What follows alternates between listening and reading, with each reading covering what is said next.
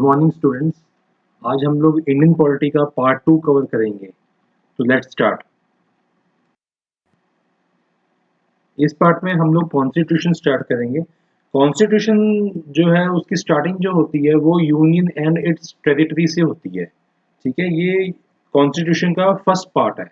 उसके बाद second part है सिटीजनशिप एंड थर्ड पार्ट है फंडामेंटल राइट्स। ये तीनों हम आज इस लेक्चर में कवर करेंगे। इंडियन कॉन्स्टिट्यूशन का जो फर्स्ट पार्ट है उसमें है यूनियन एंड इट्स टेरिटरी, जो आर्टिकल 1 से लेके 4 तक कवर करता है। ठीक है, आर्टिकल 1 में नाम और उसकी टेरिटरी दी गई है। नाम किसका? इंडिया का, और उसकी टेरिटरी। ठीक है, उसके बाद एक ये नाम है पोटी श्रीरामलू, और साथ ही में एक फोटो दी गई है जो इंडियन पोस्टल स्टैंप की है। ठीक है, जो इसी पोटी श्रीरामलू के नाम से इशू की गई थी। ये आदमी कौन है? ये इंडिया का फर्स्ट आफ्टर इंडिपेंडेंस का फर्स्ट पर्सन है जो हंगर स्ट्राइक के कारण मर गया था। ठीक है, इसकी डेथ हुई थी हंगर स्ट्राइक के कारण। हंगर स्ट्राइक क्यों की थी इसने? क्योंकि ये चाहता था कि एक अलग से स्टेट बनाया जाए जो तेलुगु स्पीकिंग पीपल जिसमें रहते हो। मतलब वो चाहता था कि लिंग्विस्टिक बेसिस पे स्टेट्स क्रिएट की जाएं। मैं आपको बता दूं कि इंडिपेंडेंस के बाद स्टेट्स का जो डिवीजन हुआ था, स्टेट्स जिस बिहाफ पे बनाई गई थी, उसमें लिंग्विस्टिक कोई भी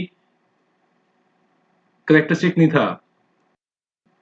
मतलब स्टेट जो है वो किसी भी लैंग्वेज के बेस पे क्रिएट नहीं की जाएगी। लेकिन उसके इंडिपेंडेंस के बाद एक आंदोलन हुआ जिसमें ये आदमी हंगर स्ट्राइक पे बैठा और इसने ये डिमांड रखी कि एक तेलुगु स्पीकिंग पीपल के लिए अलग से स्टेट क्रिएट किया जाए मद्रास में से। ठीक है, और इस ऐसा हुआ भी। इसकी डेथ के बाद, ठीक है, आंध्रा एक स्टेट क्रिएट किया गया जो मद्रास में से फॉर्म हुआ था। और ये बता दूं आपको मैं कि मॉडर्न इंडिया में दो ही लोग हैं जो हंगर स्ट्राइक के कारण मर चुके हैं। एक था पहला जतिन दास, ये इंडिपेंडेंस से पहले, ठीक है, भगत सिंह के साथ जब स्ट्राइक की थी इन लोगों ने जेल के अंदर, तो जतिन दास की डेथ हो गई थी फास्ट के कारण। और उसके बाद ये पोटी श्रीरामलू है जिसकी डेथ हुई है हंगर स्ट्राइक के कारण, लेकिन इसकी डेथ हुई है इंडिपेंडेंस के बाद। फजल कमीशन जो है वो जवाहरलाल नेहरू ने अपॉइंट किया था। क्यों किया था अपॉइंट? ताकि ये एक स्टेट रीऑर्गेनाइजेशन एक्ट बना सकें जिसमें स्टेट्स को कैसे हमने रीऑर्गेनाइज करना है। ठीक है, इस बारे में ये विचार करें और ये पुट अप करें अपना पॉइंट। और इनके साथ दो मेंबर्स और थे, H N. Kunzru and K N. Panikkar. Finally इन लोगों ने सबमिट की अपनी रिपोर्ट, और उसके बाद जो फाइनल डिसीजन हुआ उसमें 14 स्टेट्स थी और 6 यूनियन टेरिटरीज थी। ठीक है, ये स्टेट रीऑर्गेनाइजेशन एक्ट के तहत बनाई गई थी जो 1956 में आया था। ये ईयर इंपॉर्टेंट है स्टेट रीऑर्गेनाइजेशन एक्ट का। और एक बात और, आज की डेट में एट प्रेजेंट कितनी स्टेट्स और यूनियन टेरिटरीज हैं? आज की डेट में 28 स्टेट्स है और 9 यूनियन टेरिटरीज है। 28 स्टेट्स में से पहले 29 स्टेट्स थी। जम्मू कश्मीर जब आर्टिकल 370 रिमूव कर दिया गया कॉन्स्टिट्यूशन में से, तो उसके बाद स्टेट्स जो है वो 28 रहेगी और 7 यूटीज थी पहले, अब 2 यूटीज बढ़ गई। कौन सी? JNK and Ladakh. Citizenship article 5 से लेकर 11 तक कवर करता है और ये कॉन्स्टिट्यूशन का पार्ट 2 है। Citizenship act 1955। और हमारे देश में सिंगल सिटीजनशिप का प्रोविजन है। ठीक है, जैसे यूएसए में ड्यूल सिटीजनशिप होती है, स्टेट की सिटीजनशिप अलग होती है और सेंटर की सिटीजनशिप अलग होती है, लेकिन इंडिया में सिंगल सिटीजनशिप है। और सिटीजनशिप एक्ट जो है वो आज तक आज़ादी के बाद 2 बार ही अमेंड हुआ है। एक बार हुआ था 1986 में और एक बार हुआ था 2005 में। सिटीजनशिप जो है वो 5 तरीके से दी जा सकती है, जिसमें से एक है बाय बर्थ। अगर हम इंडिया में पैदा हुए हैं 26 जनवरी 1950 या उसके बाद, ये डेट कौन सी है? जब कॉन्स्टिट्यूशन इंप्लीमेंट किया गया था। सेकंड है बाय डिसेंट। डिसेंट में भी यही है कि हम पैदा हुए लेकिन इंडिया से बाहर, लेकिन हमारा कोई एक पेरेंट जो है वो इंडियन ओरिजिन होना चाहिए और उसी डेट से जो जब कॉन्स्टिट्यूशन लागू हुआ। थर्ड है बाय रजिस्ट्रेशन। रजिस्ट्रेशन में क्या है कि इंडियन ओरिजिन पर्सन होना चाहिए फॉर श्योर, लेकिन वो अगर मान लो इंडिया छोड़ के बाहर रहने चला गया लेकिन वापस आके इंडिया में 7 साल तक रहता है तो उसको बाय रजिस्ट्रेशन हम सिटीजनशिप ऑफर कर सकते हैं। प्लस अगर वो इंडियन सिटीजन से शादी करता है या फिर वो माइनर चाइल्ड है तो हम उसको बाय रजिस्ट्रेशन से उसको सिटीजनशिप दे सकते हैं।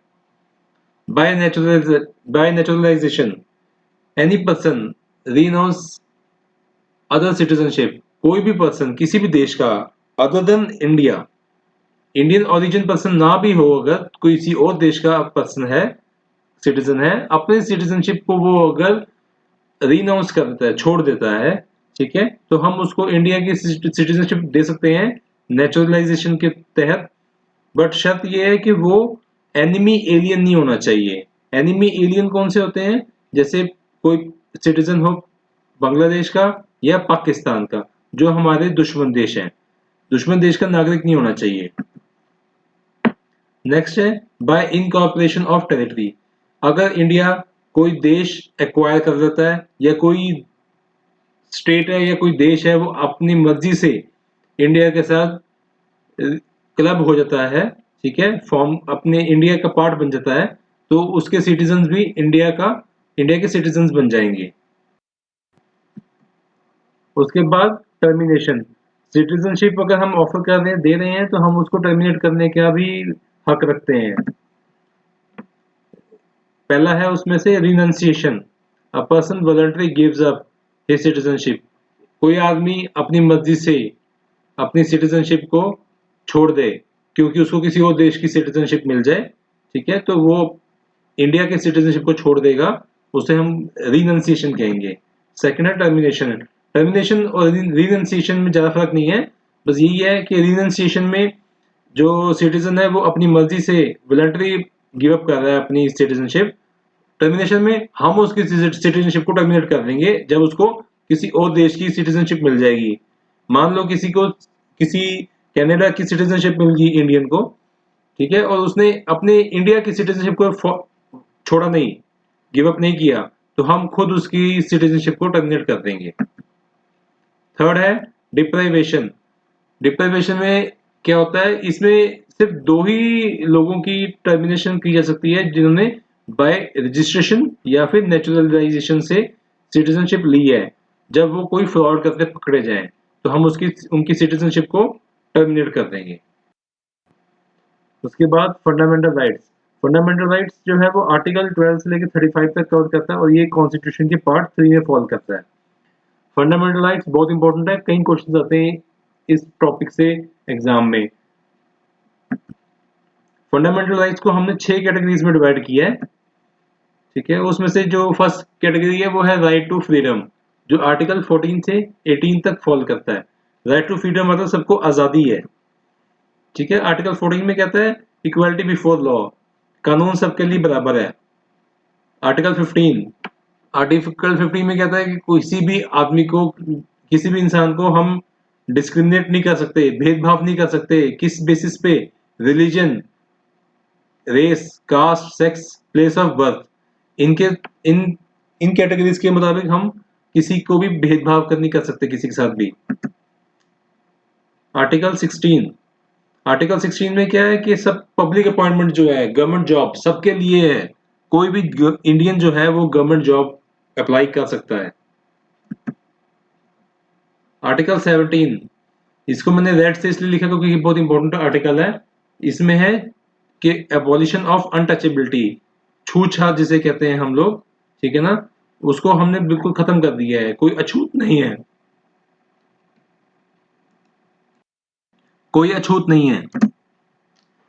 Article 18, abolish of titles. ये टाइटल्स कौन से हैं? आज़ादी से पहले जो अंग्रेज थे उनको एक अलग से टाइटल्स दिए जाते थे, जैसे लॉर्ड हो गया, ठीक है, सार्जन, मतलब उनको अलग अलग टाइटल्स थे कुछ जो उनकी पोस्ट के मुताबिक उनको पक्के दिए जाते थे।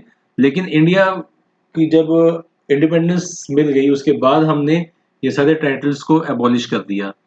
लेकिन कुछ टाइटल्स हैं जो आज की डेट में भी हैं, जैसे डॉक्टर्स को डॉक्टर का टाइटल मिलता है, वो उनके नाम के साथ हमेशा उनके मृत्युदंड तक उनके साथ रहता है। इसके अलावा जो मिलिट्री है, स्पेशल टाइटल्स उनको मिलते हैं, लेफ्टिनेंट हो गया, कर्नल, मेजर, जनरल, ब्रिगेडियर, ये टाइटल्स भी उनके साथ हमेशा रहते हैं। राइट टू इक्वालिटी, ये आर्टिकल 19 से 22 में फॉल करता है। आर्टिकल 19 बहुत इंपॉर्टेंट आर्टिकल है, ठीक है। इसमें 6 तरह की फ्रीडम्स हमको दी गई हैं। Freedom of speech and expression, हमें बोलने की, अपने भावनाएं एक्सप्रेस करने की आज़ादी है, लेकिन हम कुछ भी बोलें वो हमारे संविधान को, हमारे देश को उससे कोई ठेस नहीं पहुंचनी चाहिए।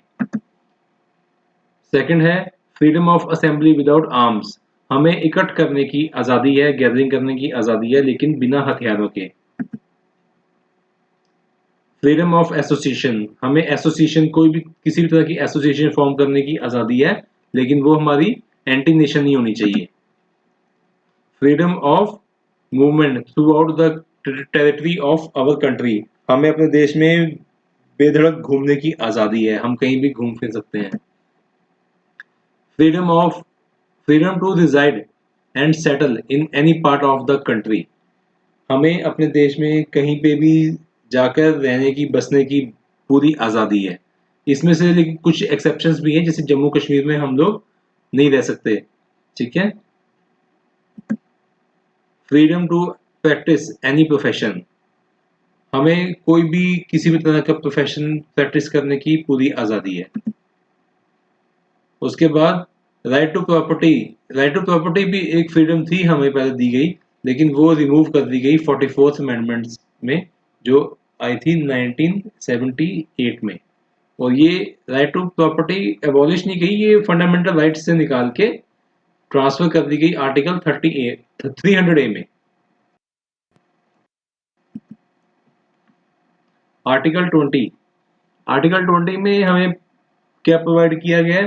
Protection from conviction for offence, किसी भी तरह की सजा, कन्विक्शन, हमें किसी भी तरह के जुर्म के लिए जो दी जाती है उसके लिए प्रोटेक्शन दी जाती है। एक तरह से मान लो किसी ने कोई जुर्म किया है तो उसको एक सिंगल पनिशमेंट ही मिलेगी, एक जुर्म की एक पनिशमेंट, ठीक है, जिसको हम कहते हैं ड्यूल डीजो पार्टी, ठीक है। हमें किसी भी जुर्म के लिए 2 बार सजा नहीं मिलेगी, एक ही बार सजा मिलेगी उसकी। सेल्फ इंक्रिमिनेशन, सेल्फ इंक्रिमिनेशन क्या होता है कि हमें कोर्ट में अपने खिलाफ गवाही नहीं देनी पड़ेगी, ठीक है ना, हमें ये प्रोटेक्शन दी गई है कॉन्स्टिट्यूशन के द्वारा, ठीक है। कोई दूसरा आदमी या पुलिस हमारा जुर्म साबित करेगा, लेकिन हमसे सेल्फ इंक्रिमिनेशन नहीं करवा सकते। Article 21 protection of life and liberty, इसमें हमें कुछ आज़ादियां दी गई हैं, जैसे हमें लाइवलीहुड, हमारा गुड हेल्थ, हमारी क्लीन एनवायरनमेंट हमें मिलना चाहिए, वाटर क्लीन होना चाहिए, प्योर होना चाहिए, ठीक है। स्पीडी ट्रायल्स होने चाहिए हम लोगों के, कोई अगर कन्विक्ट है भी है तो उसका जो ट्रायल है वो स्पीड में होना चाहिए, ठीक है ना। उसके बाद humanitarian treatment while imprisoned, jail में हमें इंसानों, हमारे साथ इंसानों वाला बर्ताव किया जाएगा, ये कॉन्स्टिट्यूशन ने हमें प्रोविजंस दी गई हैं। Article 21A। अच्छा, एक बात और समझ लीजिए, हमारे देश में 3 तरह की एमरजेंसीज इंप्लीमेंट कर सकते हैं, 3 तरह की इमरजेंसी की प्रोविजन दी गई है कॉन्स्टिट्यूशन में, जिसमें से एक है नेशनल इमरजेंसी, दूसरी है स्टेट इमरजेंसी, और थर्ड है फाइनेंशियल इमरजेंसी।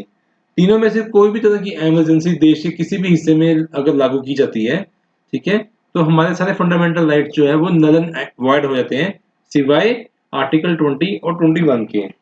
आर्टिकल 20 और 21 ऐसा आर्टिकल है जो कभी भी सस्पेंड नहीं किया जाता, चाहे कोई भी सिचुएशन हो, ठीक है। आर्टिकल 21A समझ लीजिए। आर्टिकल 21A एक वर्ड इसलिए यूज किया गया क्योंकि ओरिजिनली ये कॉन्स्टिट्यूशन में था नहीं, ये 86 अमेंडमेंट में इंप्लीमेंट किया गया। 86 अमेंडमेंट जो आई थी 2002 में, ठीक है, और इसमें राइट टू एजुकेशन दिया गया एट एलिमेंट्री लेवल, मतलब एलिमेंट्री लेवल तक हमारा एजुकेशन लेना हमारा जन्मसिद्ध अधिकार है, हमारा फंडामेंटल राइट है।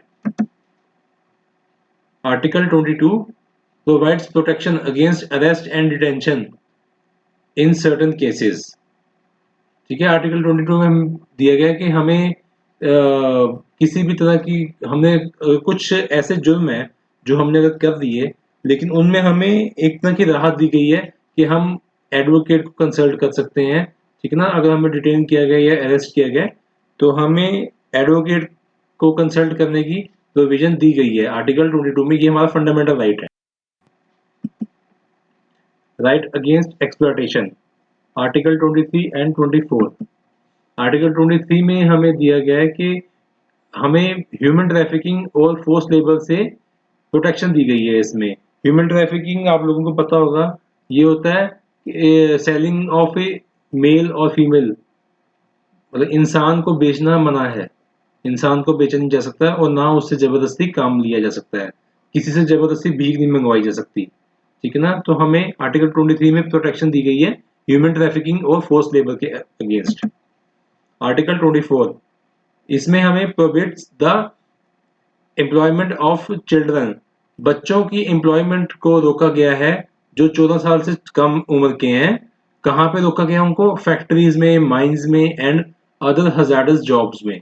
वैसे तो 14 साल से कम बच्चे से एम्प्लॉयमेंट आप ले ही नहीं सकते, ठीक है, लेकिन कुछ जगहों पे वो फंडामेंटल राइट्स के अंडर फॉल करता है, जैसे फैक्ट्रीज होगी या हजार्डस जॉब्स जो हैं, जो जोखिम है, जिनका जिसमें जान का जोखिम है, उसमें 14 साल से कम बच्चे से हम लोग कोई भी तरीके का काम नहीं ले सकते।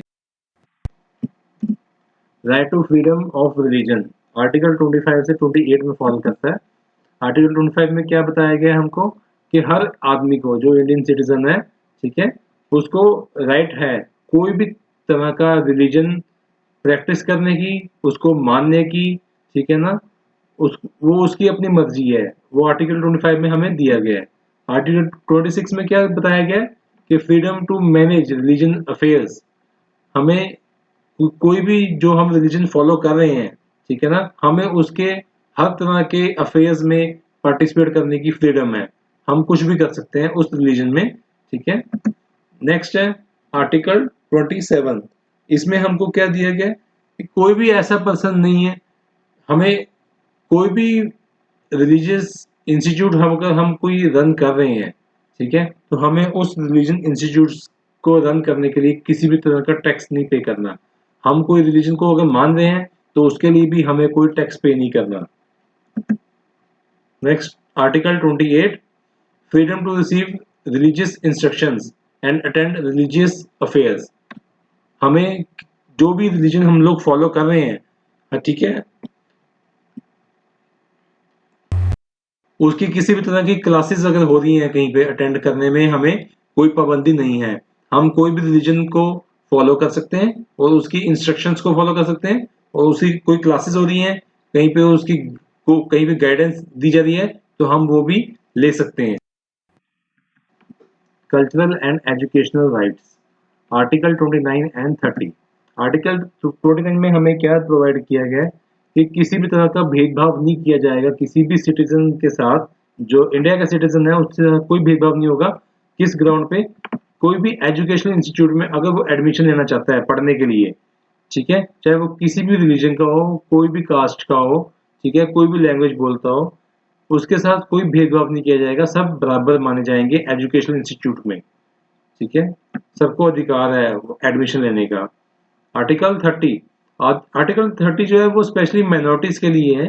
माइनॉरिटीज कौन से होते हैं? जिनकी जनसंख्या कम हो, माइनॉरिटी, ठीक है, मतलब जैसे हमारे देश में कई धर्म के लोग हैं, ठीक है ना, कई लैंग्वेजेस बोलने वाले हैं, ठीक है, तो जिनके धर्म की जनसंख्या कम है, उन लोगों को अपना खुद का एजुकेशनल इंस्टीट्यूट सेटअप करने में, ठीक है ना, कोई भी पाबंदी नहीं लगाई गई है। और अगर वो चाहे वो रिलीजियस बेसिस पे माइनॉरिटी है, चाहे वो लिंग्विस्टिक बेसिस पे माइनॉरिटीज हैं, उनको पूरा अधिकार है अपना इंस्टीट्यूट सेटअप करने का और उसको चलाने का। Right to constitutional remedies, article 32 से 35 में फॉल करता है। आर्टिकल 32 जो है वो बहुत इंपॉर्टेंट आर्टिकल है हमारे कॉन्स्टिट्यूशन का। Even doctor B R Ambedkar ने भी हमारे इस 32 आर्टिकल को heart and soul of the constitution कहा है। ये नोट डाउन कर दीजिए, article 32 is heart and soul of the constitution. और इसमें हमें हमारे जो फंडामेंटल राइट्स हैं उसकी प्रोटेक्शन के बारे में जिक्र किया गया है। और उसकी प्रोटेक्शन के लिए जो प्रोटेक्टर है वो कौन है? हमारा सुप्रीम कोर्ट। मतलब सुप्रीम कोर्ट जो है वो हमारा रक्षक है, हमारे फंडामेंटल राइट्स का रक्षक है। अगर किसी के भी फंडामेंटल राइट्स वायलेट हो रहे हैं तो वो डायरेक्ट सुप्रीम कोर्ट मूव कर सकता है और वहां जाके रेट फाइल कर सकता है। ठीक है। और रेट फाइल करने का जो प्रोसीजर है वो हम लोगों ने यूके से फॉलो किया है, यूके के कॉन्स्टिट्यूशन से फॉलो किया है, ये भी नोट डाउन कर लीजिए। और पहली हमारी जो रेट है वो है हैबियस कॉर्पस, जिसका मतलब है टू हैव अ बॉडी। मतलब हर आदमी उसको कोर्ट के सामने पेश करना जरूरी है अगर वो कन्विक्टेड है। किस लिए जरूरी है? To protect personal liberty. हमारी जो पर्सनल लिबर्टी है उसको प्रोटेक्ट करने के लिए सुप्रीम कोर्ट को असाइन किया गया है। नेक्स्ट है मैंडामस। मैंडामस का मतलब है कमांड। जो मैंडामस है ये ऑलवेज पब्लिक अथॉरिटी या किसी पब्लिक ऑफिसर के अगेंस्ट ही इशू होती है, ये किसी सिविलियन के अगेंस्ट इशू नहीं होती। कोई जो गवर्नमेंट एम्प्लॉई है, कोई पब्लिक अथॉरिटी है, उसके अगेंस्ट ही इशू की जाती है और कोर्ट ही इशू करता है। नेक्स्ट है प्रोहिबिशन। प्रोहिबिशन का मतलब है टू रिस्ट्रेन। और ये जो रेट है ये हायर कोर्ट लोअर कोर्ट के लिए इशू करता है। ठीक है। अगर मान लीजिए कोई लोअर कोर्ट में मैटर चल रहा है और हायर कोर्ट को उससे कोई ऑब्जेक्शन है या उसे लगता है कि लोअर कोर्ट उसको टैकल नहीं कर सकता तो वो उसको अपने पास इशू करवा लेगा। फोर्थ है सेंचुरी। इसका मतलब भी एक तरह से प्रोहिबिशन ही होता है और ये भी हायर कोर्ट लोअर कोर्ट को इशू करती है। कोई भी लोअर कोर्ट को ऑर्डर अगर क्वैश करना है, रद्द करना है, तो हायर कोर्ट ये इशू करती है। नेक्स्ट फिफ्थ है क्यू वारंटो, जिसका मतलब है व्हाट इज योर अथॉरिटी। और ये रेट भी एक पब्लिक अथॉरिटी के अगेंस्ट ही इशू होती है, उससे पूछने के लिए कि आपकी क्या अथॉरिटी है, कि आप कोई ऑफिस होल्ड कर रहे हो। उसके बाद एक ये नोट डाउन कर लीजिए, पॉइंट जरूरी है। हम लोग अपनी फंडामेंटल राइट्स की प्रोटेक्शन के लिए जो रेट फाइल करते हैं वो आर्टिकल 32 में मेंशन है और वो सुप्रीम कोर्ट में ही अप्लाई की जा सकती है। लेकिन ऐसा नहीं है कि हाई कोर्ट में हम रेट्स फाइल नहीं कर सकते, हाई कोर्ट में भी रेट्स फाइल कर सकते हैं।